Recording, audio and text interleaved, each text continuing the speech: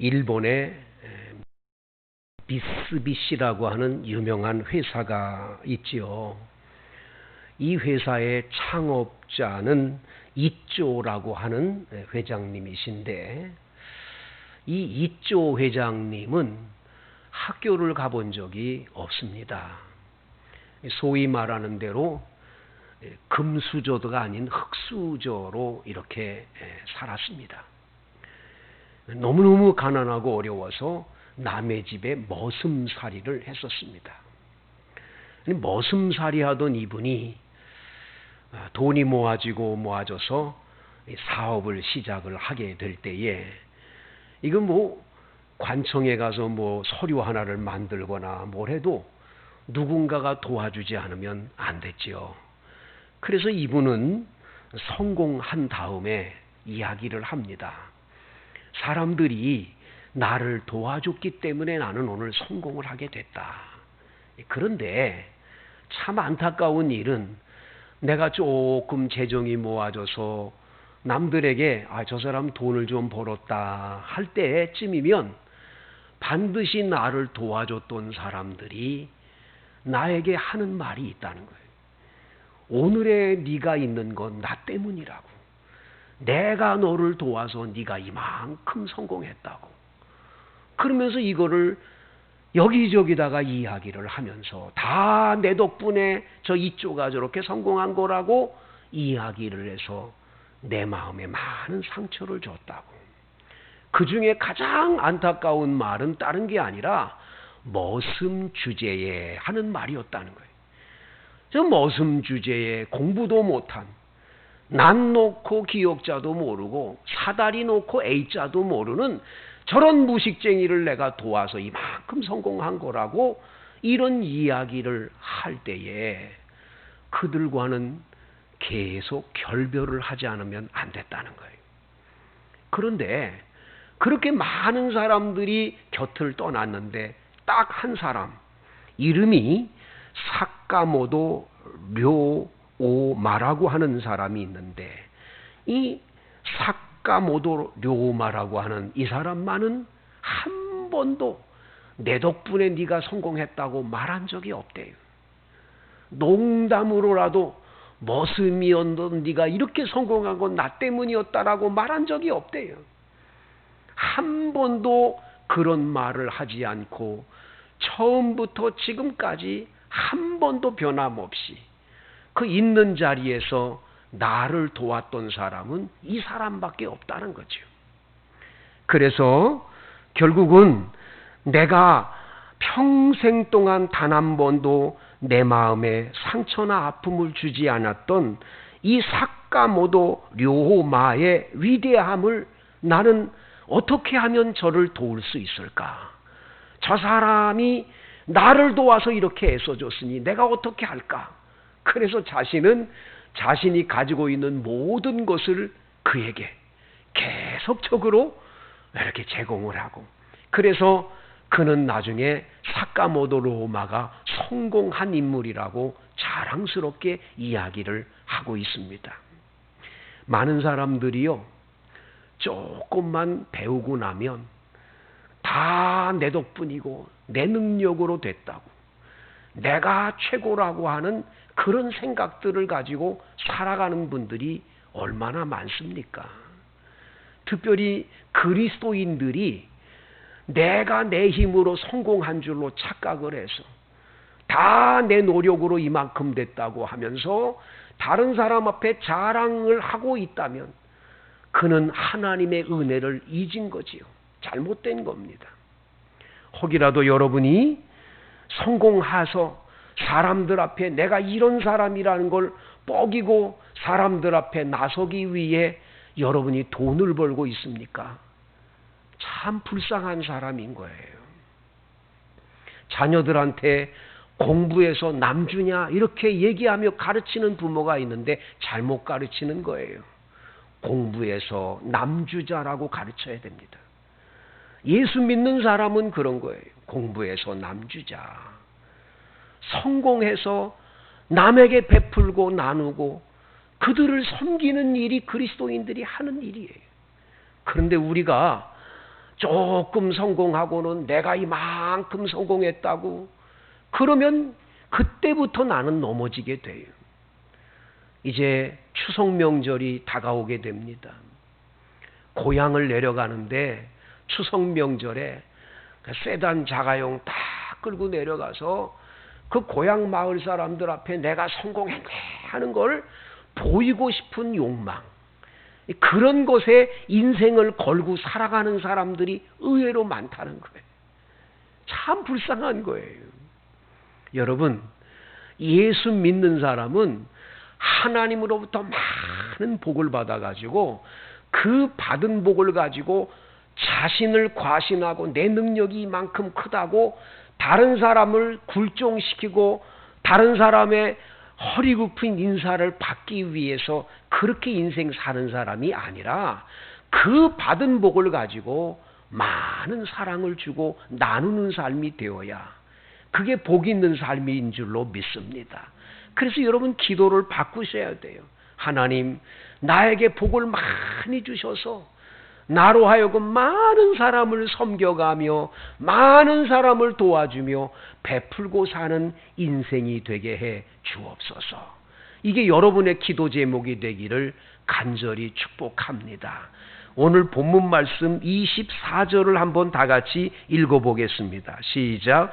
또 그들 사이에 그중 누가 크냐 하는 다툼이 난지라.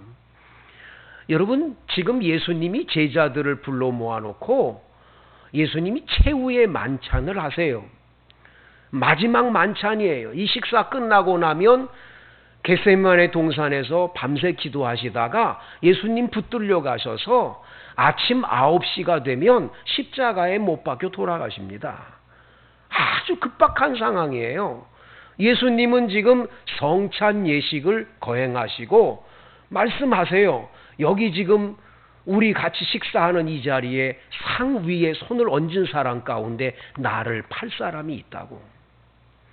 인자는 예비된 곳으로 가지만 나를 판 그 사람은 참으로 불행한 사람이라고 가룟 유다를 가리켜 말씀하셨어요. 이 말 끝나고 난 다음에 곧바로 제자들이 누가 크냐라고 다툼이 벌어졌어요. 이 누가 크냐라는 말은 다른 게 아니에요. 누가 우리 제자 중에서 가장 1등 제자냐, 수석 제자냐. 이제 예수님이 이 예수님 말씀에 지금 예수님이 원하는 대로 가고니아라는 말은 이 사람들이 해석하기를 저 로마라는 나라를 무너뜨리고 우리를 집권하는 로마를 물리치고 저 예수님이 임금 될 텐데 왕 되면 그 다음 국무총리 자리는 누가 차지할 거냐? 바로 나다. 내가 그 자리를 차지해야 된다 하고 서로들 누가 크냐를 대신하면서 서열 경쟁을 하며 지금 싸우는 거예요. 내가 돼야 된다. 나밖에 없지 않느냐. 아마 베드로 같은 사람은 예수님이 어디를 가든지 나를 데리고 다녔으니까 내가 수석 제자라고 말했겠지요. 그러면 옆에 있던 안드레가 가만히 있었겠어요? 베드로 형님, 형님을 예수님께 데리고 와서 제자 삼은 건 접니다. 안드레가 바로 자기 형 베드로를 예수님께 모시고 왔거든요. 요한복음 1장에 보면. 그러니까 내가 제일 처음 제자가 됐으니까 나라고 그랬겠지요. 그 옆에 있던 빌립이 가만히 있었겠어요? 무슨 소리야? 안드레 너만 부른 게 아니야. 그날 그 시간에 나도 불렀어. 나도 예수님 제자 같이 됐잖아. 제일 먼저. 나지 나. 이렇게 되겠지요. 여러분, 바돌로메 같은 제자나 이런 제자들은 또 그랬을 거예요. 야, 너희들은 전부 무식해서 갈릴리 바다에서 고기나 잡던 어부들인데 너희들이 무슨 난 놓고 기억자도 모르는데 아니 무슨 이 국무총리 자리에 오를 수 있냐. 그래도 공부한 나 정도 돼야 되지. 이러면서 다 자기들 높다고 내가 크다고 지금 다투고 싸우는 거예요. 서열 경쟁을 하고 있는 거죠. 25절 예수께서 이르시되 이방인의 임금들은 그들을 주관하며 그 집권자들은 은인이라 칭함을 받으나 너희는 그렇지 않을지니 너희 중에 큰 자는 젊은 자와 같고 다스리는 자는 섬기는 자와 같을지니라. 여러분, 예수님은 오늘 25절과 26절에 두 세상이 나오는 걸 봐요. 세상이라고 하는 곳, 지금 저 세상, 예수님 안에 들어와 있지 않는 세상 사람들은 임금이 되고 높은 자리에 올라가서 사람들을 다스리고 사람들로부터 은인이라고 하는 소리를 듣기를 좋아하고, 그런 것이 세상 사람들의 가치관이라는 거예요. 그런 인생 철학들을 가지고 살아가는 세대예요. 그래서 큰 자다, 나는 큰 자다, 대단한 인물이라, 남들은 다 내 밑에 있어야 된다 하는 이런 의식을 가지고 사는 건 세상 사람들의 모습이에요. 그런데 예수님은 너희는 그렇지 않을지니 그럽니다. 예수님 안에 들어와 있는 예수님을 따르는 제자들인 우리는 달라야 된다는 거예요. 우리는 그들과 같이 사는 게 아니에요. 너희 중에 큰 자는 젊은 자와 같고, 여러분, 큰 자라는 말은, 젊은 자와 같다는 말은 뭐냐면 큰 사람일수록 젊고 싱싱한 사람처럼 많은 사람들에게 도움을 주고 희망을 주고 열심히 많은 사람을 섬겨주는 일을 하는 거죠. 다스리는 자는 도리어 섬기는 자가 되어야 된다는 거예요. 여러분이 섬긴다고 하는 단어를 여러분이 오해를 하는데, 이 섬긴다라고 하는 건 굴종, 어쩔 수 없이 그냥 이렇게 굽신거리면서 이렇게 돕는 것을 섬김이라고 말하는 게 아니에요. 여기서 말하는 섬김은 내가 잊고 배우고 알고 많은 권력을 가졌은데도 불구하고 나보다 못한 사람들에게 대접을 하는 것을 섬김이라고 하는 거예요. 예수 믿는 사람은 이런 섬김이 있는 삶이 돼야 되는 거예요. 내가 최고다, 대단하다, 그런 소리를 듣기 위해 사는 자가 아니어야 된다는 거죠. 그래서 오늘 27절 다 같이 읽어볼까요? 시작. 앉아서 먹는 자가 크냐? 섬기는 자가 크냐? 앉아서 먹는 자가 아니냐? 그러나 나는 섬기는 자로 너희 중에 있노라. 예수님이 말씀하는, 예수님이 나는 섬기는 자로 이 땅에 왔다는 거예요. 여러분, 예수님은 하나님이시잖아요. 하나님인 그분이 사람의 몸을 입고 이 땅에 오셨거든요. 이 예수님이 하나님이신데 사람 몸을 입고 이 땅에 오셔가지고 낮고 천한 인간으로 사신 것도 대단한데, 마지막엔 십자가에 못 박혀 우리 죄를 대신해서 몸 버려 피 흘려 돌아가셨어요. 예수님의 섬김은 누구도 따라올 수 없는 최고의 섬김을 예수님은 보여주셨어요. 그 예수님의 섬김이 예수님의 제자들에게 오늘 이 말씀을 끝내시고 난 다음에 친히 수건으로 허리를 돌리시고 대야에 물을 떠다가 제자들에게 발을 닦아주셨던 이 예수님의 그 섬김의 모습을 분명하게 보여주셨잖아요. 그래서 예수 믿는 우리는 그래야 돼요.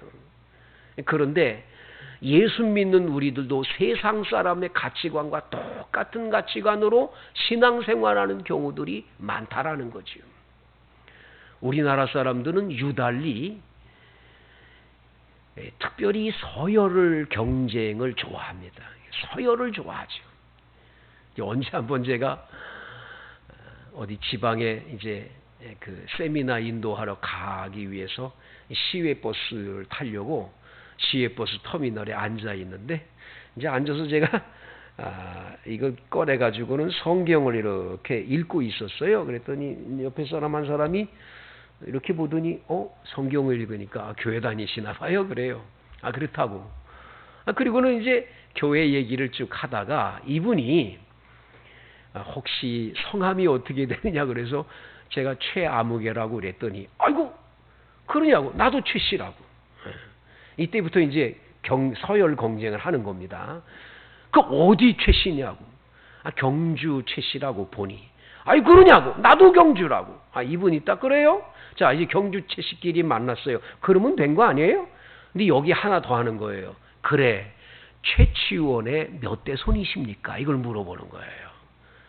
자 제가 32대 손입니다. 그랬더니 아이고 제가 35대인데 아이고 이게 형님이시네. 아이고 할아버지시네. 뭐 이러면 그래서 그냥 그 자리에서 그냥 겁복하면서 아이고 경어를 써가면서 막 아주 제가 그때 불편해가지고 말이죠. 그분 만나면서 꼭 그래야 되나. 항상 우리들은 서열 경쟁을 해요. 어느 학교 출신이지요? 물어본 다음에는 그래 몇 해 졸업생이십니까? 꼭 선후배 관계를 이걸 딱 따져가지고 선후배 관계를 맞는단 말이죠. 항상 서열이에요. 모든 걸 서열 경쟁에다가 넣는 거예요. 지방에 어느 지방에서 어느 도시에서 왔는데 그 도시에 있으면서 또 나이는 어떻게 되고 모든 걸 서열 경쟁으로 짜지는 거예요. 여러분 이게 교회 안으로도 들어오는 거예요. 죄송하지만 다른 나라에서는 장로교회가 이렇게 큰 장로교회들이 없어요. 한국만 장로교회가 커요. 그 장로교회가 큰 원인 중에 하나가 뭔가 봤더니 이게 서열화가 되는 거예요. 모든 교회의 직분이 서열화가 돼가지고 이게 서리 집사는 맨 밑이고 이래가지고 이게 다 서열 경쟁으로 이걸 만들어 놓는 거예요. 사실은 예수님께서 우리에게 직분을 주시는 것은 서열해서 높고 낮음을 가지고 교회에서 신앙생활하고 준 게 아니에요. 섬기라고. 그 일로 인해서 그 사명을 감당하라고 준 건데 이게 서열화가 돼가지고 높낮이로 따지고 나니까 여기부터 큰 문제들이 나타나는 거예요. 제발 여러분 교회 안에서 내게 어떤 직분이 주어졌다. 항상 이 예수님의 말씀을 기억하세요. 항상 여러분 내가 어떤 직분을 주어졌던 그 직분에 대해서 감사하며 어떻게 주의 은혜를 갚을까? 어떻게 하면 주님의 그 가셨던 그 길을 따라 예수님을 닮아갈까? 여기에 우리 인생을 걸어야 할 줄로 믿습니다. 이것이 잘못되면 신앙생활이 다 망쳐지고 마는 거예요. 여러분 잘 아는 슈바이처, 알버트 슈바이처라고 하는 박사가 있지 않습니까? 이 사람은 박사학위를 4개나 갖고 있었다고 그러잖아요. 대단한 분이죠. 이분이 가지고 있는 박사학위 가운데 신학 박사도 있어요. 나중에 의학 박사 자격으로 의사가 돼가지고는 이제 그 가난한 아프리카에 가서 평생을 선교하고 봉사하다가 하나님 나라에 갔지요. 근데 이 슈바이처가 한 번은 미국에서 초청을 해서 미국에 있는 시카고에 갔어요. 이 기차역에서 모든 고위 간직자들이 이분이 오기를 이제 기다립니다. 기차가 딱 도착을 했어요. 도착하고 난 다음에 슈바이처 박사가 딱 내리기를 기다렸는데 내렸습니다. 슈바이처 박사가 딱 내려가지고 뚜벅뚜벅 걸어오는데 어느 할머니 한 분이 끙끙대고 큰 짐을 가지고 막 이렇게 기차를 타려고 그러는데 누구도 돕는 사람이 없어요. 슈바이처 박사가 그냥 뛰어가더니 그 짐을 같이 들어서 기차 안에다가 넣어드리고 그분을 앉혀드린 다음에 딱 내려오는 거예요. 이 광경을 그 고위 간직자들이 다 보다가 하하 저 모습이 알버트 슈바이처로구나. 거기에 엄청난 감동을 받은 이야기가 있어요. 우리는 조금 이름만 높아지면 나 내세우고 싶고 그저 내가 최고라고 그러고 내가 그런 걸 하느냐고 그러고 이 정도로 우리들의 모습이 예수님의 이 말씀과는 너무 거리가 먼 길을 걷는 경우들이 얼마나 많은가 말이지요. 오늘 예수님은 28절, 29절, 30절에서 이런 말씀을 하십니다. 너희는 나의 모든 시험 중에 항상 나와 함께 할 자들인즉 내 아버지께서 나라를 내게 맡기신 것 같이 나도 너희에게 맡겨 너희로 내 나라에 있어 내 상에서 먹고 마시며 또는 보좌에 앉아 이스라엘 12지파를 다스리게 하려 하노라. 성도 여러분, 예수님께서는 이 나라에서의 대접받고 이 나라에서 인정받고 이 나라에서 내가 최고다 그러기를 원치를 않으신다는 거예요. 우리에게는 저 하늘나라가 있어요.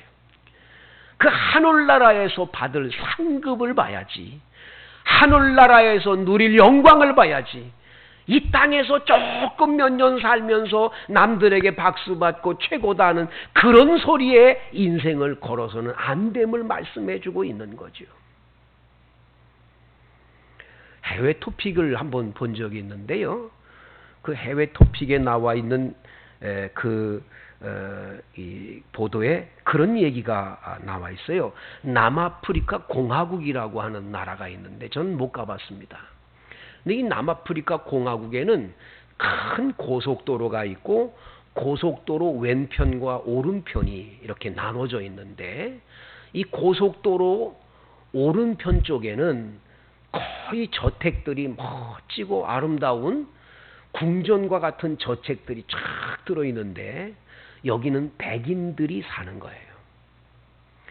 이 고속도로의 왼편에는 비닐하우스나 이런 거 가지고 판자로 가지고 지은 집들이 쫙 있는데 대부분 다 흑인들이에요. 그러니까 이 흑인들이 사는 이곳과 백인이 사는 이곳은 완전히 다른 세계를 보는 것과 똑같다는 거죠. 그래서 이 백인 사회에서는 백인들끼리 모여 예배드리는 예배당이 있고 이 흑인 쪽에 있는 곳은 흑인 예배당이 있는 거예요. 이 흑인 쪽에 시온교회라는 교회가 있는데 그 시온교회 담임 목사님이 부활절 전에 고난주간을 맞이해서 성도들에게 이렇게 광고를 했습니다. 뭐라고 광고를 했느냐면 성도 여러분, 이번 주 금요일 날 우리 교회에서는 이제 모여서 예수님의 그 성찬 예식 같이 하고 성찬 예식을 끝낸 후에 세족식을 하는 시간을 가지려고 합니다. 근데 이 세족식에는 그냥 제가 목사가 여러분들의 발을 닦아주는 세족식이 아니라 여러분이 발을 닦아주는 건데 다른 사람이 아니라 평상시에 여러분이 존경하는 분이나 사랑하는 분을 그날 초청해 모시고 와서 그날 그 자리에서 대야에다 물을 떠놓고 세족식을 할 것입니다. 그러니 여러분이 존경하는 분, 사랑하는 분을 꼭 모시고 오십시오. 그리고 이제 예배를 마쳤습니다. 그 교회에 마르다라고 이름하는 한 여자분이 있었어요. 흑인이에요. 근데 이 여자분은 고속도로 건너편에 있는 이 대저택이 있는 그곳에 올리버라고 하는 판사, 법관집에 하녀로 일을 하고 있어요. 집은 이국이고 하녀로 늘 가서 일을 하는 거예요. 그런데 이 마르다는 자신이 모시고 있는 이 올리버라고 하는 이 백인, 이 법관, 이분이 가장 존경스러운 거예요. 이 사람은 너무너무 훌륭한 인격을 가진 분이라고 자기는 생각을 해요. 너무 고맙고 감사하게 생각을 하고 있었어요. 그래서 목사님이 그 얘기를 하니까 돌아가서 올리버한테 찾아가가지고 올리버가 퇴근했을 때 딱 퇴근하자마자 주인님, 금요일 날 혹시 시간을 내주실 수 있느냐고. 왜 그러냐? 바로 제가 시온교회를 다니는데 이번 돌아오는 금요일 날 세족식이 있는데 가장 존경하는 인물, 사랑하는 분을 모시고 와서 세족식을 해드리도록 하자고 말씀을 하셨는데 저는 지금까지 가장 존경하는 분이 바로 법관이십니다. 대법관님이십니다. 그러니 그날 좀 시간 좀 내주십시오. 흔쾌히 그러겠다고. 그리고 이분이 갔어요. 정말 금요일 날 이 고속도로를 넘어서 그 시온교회를 갔는데 난리가 났어요. 다 흑인들만 모인 그 예배당에 이 백인이 왔는데, 백인 온 것도 대단하지만 그분이 이 법관 중에 아주 유명한 법관인데 온 거예요. 딱 와서 예배를 드리고 이 성찬식 끝나고 이제 세족식을 하게 돼요. 딱 의자에 앉았는데 마르다가 갑자기 가가지고는 이 대야에 물을 떠가지고 와서 주인님 발을 내놓으세요. 제가 닦아드릴게요. 하는데 올리버가 아니라고, 이리 주라고 남겨놓고는 네가 앉으라고. 그리고는 이 하녀를 앉혀놓고는 이 올리버가 발을 닦는 거예요. 이 발을 닦는데 마르다가 엉엉 통곡하고 울었어요. 너무 감격스러웠어. 발을 닦아주는 올리버도 울어요. 그날 그 예배 시간에 다 눈물바다가 됐어요. 어떻게 이런 일이 일어났을까? 대단한 역사가 나타난 거죠. 자, 이 일이 끝난 다음에 입소문이 나가지고 나중에는 신문사 기자들이 찾아와가지고 진짜냐 그랬냐 다 확인을 해가지고 이게 대서특필이 됐어요. 이래가지고 나중에 백인들 사회에서 올리버란 이 사람은 대법관 자리에 있을 수가 없다고, 이런 사람이 어떻게 대법관이 되냐고 쫓겨났습니다. 쫓겨난 이 올리버가 한 유명한 말이 있어요. 이렇게 말합니다. 우리 집의 마르다는 내 집 하인이지만 오랜 세월 내 자식들의 발을 씻어준 정말 고마운 사람입니다. 이런 사람을 내가 발을 씻겨준 것이 무엇이 잘못입니까? 예수님은 제자들 발도 닦아주셨는데요. 사람들은 나를 향해서 비난을 합니다마는 저는 그렇지 않습니다. 대법관 자리, 그게 뭐 그렇게 중요합니까? 그것은 아침 안개와 같고 날아다니는 먼지와 같습니다. 얼마 안 있으면 다 내려놓을 것, 내가 거기에 목숨을 걸 이유가 없지요. 나는 오직 예수님만 따라가는 신앙의 사람입니다. 멋있지 않습니까? 전율이 느껴져요. 딱 읽는 순간에 야, 이 사람이야말로 진짜 예수님 제자다, 그런 생각이 들었어요. 많은 분들이 자꾸만 인생을 이 세상에다가만 목표를 정해놔서 부자가 되고 떵떵거리고 잘난 척하고 자기가 최고라고 하는 것에 목숨을 겁니다마는 그건 얼마 못 가는 거예요. 우리는 영원한 하나님 나라 천국에서 누릴 그 영광과 그날의 그 축복을 바라보고 사는 자가 돼야 될 줄로 믿습니다. 어떤 분이 자꾸 내가 최고다 최고다, 내가 누군 줄 아느냐, 그런 사람을 보면서 참 불쌍하다고 얘기를 하면 이렇게 말합니다. 맹자가 하는 말이 이 세상에서 최고의 힘 있는 자는 누군 줄 아느냐, 맹자가 얘기한 말이에요. 곁에서 도와주는 사람이 많은 사람이 가장 힘 있는 사람이래요. 여러분 곁에서 돕는 사람이 많습니까? 내가 최고다 그런 사람 곁에는 그 사람 최고인데 누가 도와줘요? 도와줄 사람 없어요. 그냥 혼자 사는 거예요, 그런 사람. 그래서 힘이 없고 그런 사람일수록 점점점 힘을 잃어버려요. 그저 나는 부족하니 도와주세요, 도와주세요 하는 사람, 곁에서 많은 사람이 돕는 그 사람이 성공자요, 그런 사람이 힘 있는 자라는 거예요. 그런데 여러분, 이 세상 사람이 도와줘도 힘 있는 사람인데 하물며 하나님 아버지가 도와주는 사람이 된다면 그처럼 성공자가 누가 있겠습니까? 하나님은 내가 너무 똑똑하고 잘나니까 하나님 기도할 필요도 없어, 하나님 안 도와줘도 돼, 내 마음대로 살 거야, 그런 사람 평생 하나님 도움 못 받고 살겠지요. 그런데 아침에 일어나서 아버지, 하나님 아버지, 오늘도 하나님 아버지가 도와주지 않으면 난 못 살아요. 아버지 도와주세요. 그래서 하나님 아버지가 도움을 주는 인생을 살아가는 사람, 이 사람이야말로 가장 강한 사람이고 큰 자인 줄로 믿습니다. 여러분이 다 이런 큰 자들이